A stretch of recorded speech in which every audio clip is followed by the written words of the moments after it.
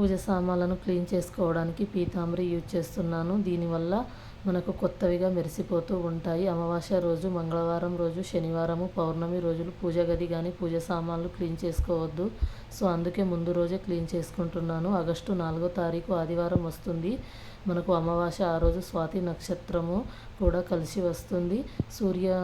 సూర్యుడి జన్మదినము. ఆ రోజు పొద్దున్నే లేచి తలస్నానం చేసి దీపారాధన చేసుకొని పులిహోర నైవేద్యంగా పెట్టి సూర్య నమస్కారం చేసుకుంటే మనకు చాలా మంచిది, ధనప్రాప్తి అయితే కలుగుతుంది. చూడండి ఎంత తెల్లవిగా కొత్తవిలా మెరిసిపోతున్నాయో. వీడియో చూస్తున్నారు, ఎవరు లైక్, షేర్, సబ్స్క్రైబ్ అయితే చేసుకుంటలేరండి. మనము 21 లేదంటే 51 నిమ్మకాయలతోని దండ కట్టేసి దగ్గరలో ఉన్న అమ్మవారికి వెళ్ళి టెంపుల్లో దండం పెట్టుకొని నిమ్మకాయల దండ పెట్టేస్తే కూడా చాలా మంచి జరుగుతుంది మనకు.